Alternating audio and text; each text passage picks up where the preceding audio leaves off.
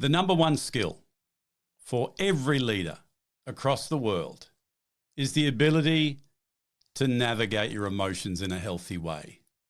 For far too long, emotional intelligence has been seen as the warm and fuzzy soft skill that would be nice to have, but it doesn't actually bring in the money, so to speak. Well, let me tell you, from my own experience and from experience of working with thousands of people all around the world in this particular subject for almost 2 decades now, I can testify that when you're not able to navigate your emotions in a healthy way, it is the cause of all the roadblocks, all the challenges that stops you from doing what it is that you know you need to do to get the results that you want to have. So no longer is it being seen as warm and fuzzy soft skills that would be nice to have. It has been recognized, finally, as the number one skill that every leader needs to develop. Now, when I say every leader, if you've been following me for a little while, you'll know that I mean everybody, because everyone is a leader. Yes, including you. Whether it's just your personal leadership, which is leading yourself well, whether it's your professional leadership, which is getting results from your own efforts, or the traditional people leadership, which is where most people think that leadership starts, you are a leader. And being able to work with your emotions rather than fighting against them and trying to push them away, manage them, and all the things that we're told to do will help you to be able to go on this journey called professional services, have a lot more fun, and get the results that you need faster. Over the years too, emotional intelligence has evolved, and I have shifted my thinking around it, and I've learnt some things as we've continued this journey that have had to shift because the world has shifted. We're not in the industrial age. We're way past the information age, not even the imagination age. Now we are in the intelligence age, the age of artificial intelligence working with human intelligence.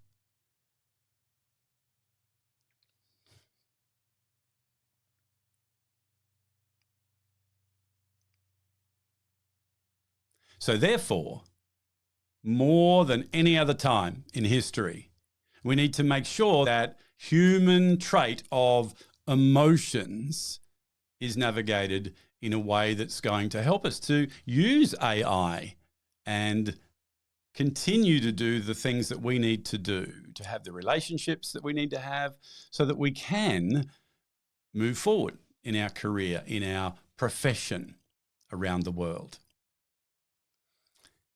I've just recently looked at the model of emotional intelligence and social intelligence that I was using. And I've updated some things because I need it to be relevant for the challenges that you're having right now. And I'm about to launch that and use that in the work that I'm doing. If we continue to use the same models and same understanding that we had, even though the situation is different, the context has changed, we're not going to get the results. There are many things that have been taught with emotional intelligence and many other leadership capabilities that are not relevant today. So I'm going to do what I can to help you to shift that. I just want to introduce it to you today. I've kept a very simple 4-quadrant model because for me, it's about taking people on a journey. When you take people on a journey, that helps them understand why they need to go on that journey, what it is that they need to do, how you actually can do that, and what to do first, now, the next step. Then we are able to incrementally grow skills that are going to help us long term. Before we get into that model, though, I want us to understand, if we don't, what an emotion actually is. An emotion is a physiological cue, a sensation in the body that tells you that there's something going on in your world in the moment. As I said, that's physiological. Then what you make that mean, how you interpret that sensation, the thought patterns that go along with it that are founded in the belief structures that you have, that will determine how you choose to feel. Where you continue with that rumination and thought process and internal dialogue will determine where that feeling changes and where it leads to. And it will either lead to a positive outcome or a negative one. So we've got the physiological followed by the psychological. Now, we've been told for years, manage your emotions. And whilst I understand the sentiment, I've learnt that is the worst thing that we can do. Managing something is taking control of it. And what we do as humans is we suppress the emotion or we ignore it altogether. And we say things like, I leave my emotions at home. I leave them outside the door. They're not something to bring to work. We have other people telling us to stop being emotional. Friends, that's physically impossible for human beings. So instead of managing the emotion, we want to manage the response to the emotion. And that is dealing with that psychological area, which is in the gap between that initial emotional sensation to the behavior. So I've created this 4-quadrant model to help you to understand it, and indeed to help me to teach it relevant to today. And the old 4-quadrant model talked about self-awareness and self-management. It talked about social awareness and relationship management. And those are still pertinent today. We still need to work in those 4 areas. What I've done is I've taken the competencies that are within that and I've reduced them and I've amalgamated some of them.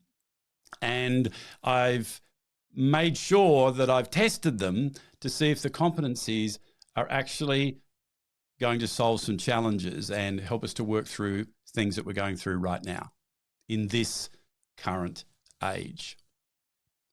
So if we start at emotional intelligence, which is your ability to be aware of what's going on for you and then to navigate in a way that's going to get you the results that you want. So the 2 elements that I'm working with there is firstly, clarity. Getting clarity around what is this sensation and what does it actually mean? And then going to control and having competencies to help to interpret in a way and then act in a way that's going to get positive results. You see, there's no such thing as a positive or negative emotion. They're all positive. The positive or negative comes into the interpretation, therefore the behavior that comes out of it. Then we move to social intelligence.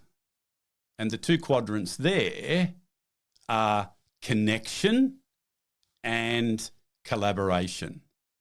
So connection is all about interpreting and understanding what could be going on in the other person. It's all about having empathy and wanting to look through their lens, not just through our own.